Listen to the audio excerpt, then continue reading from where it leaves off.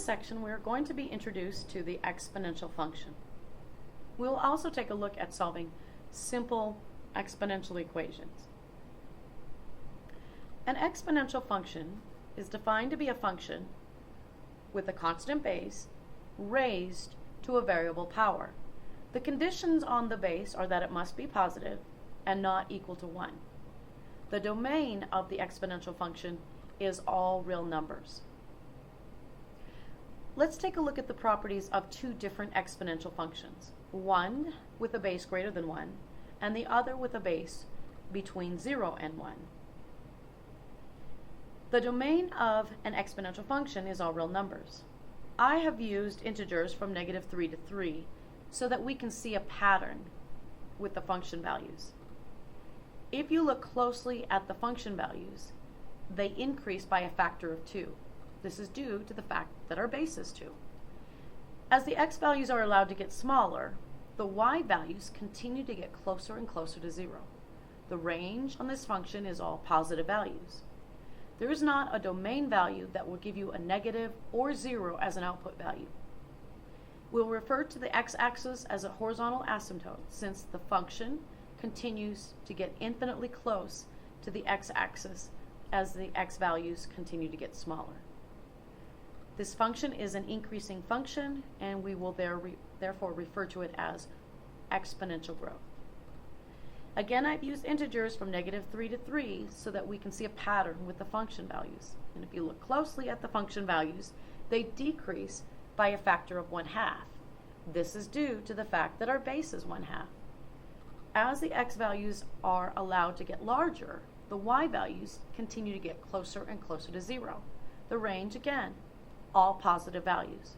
There is not a domain value that will give you a negative or 0 as an output value. We'll refer to the x-axis, again, as the horizontal asymptote since the function will continue to get infinitely close to the x-axis as the x values continue to get larger. This function is a decreasing function. We will therefore refer to it as exponential decay. For every exponential function of the form f of x equals b to the x, they will have the following summarized properties. The domain is all real numbers, range, positive values. Since any non-zero number raised to 0 power is 1, the exponential function will have a y-intercept of 1. The x-axis, regardless of the base greater than 1 or between 0 and 1, will be a horizontal asymptote. If the base is between 0 and 1, the function will be decreasing, and if the base is greater than 1, the function will be increasing. We will refer to these properties again later in this chapter, but for now, let's move on. This slide gives us a property that will help us solve simple exponential equations. It says if the bases can be made the same, then the exponents are equivalent. There can only be two exponential terms, and they must be on opposite sides of our equal sign. Since 36 is 6 squared, we will be able to apply the exponential property of equality. Replacing 36 with 6 squared, we set exponents equal to one another, and we find that our solution to this equation is 2. On this one, we know 27 is 3 cubed, but the 3 cubed is in the denominator. Recall the rule for exponents that says you can flip up a factor by changing the sign on the exponent.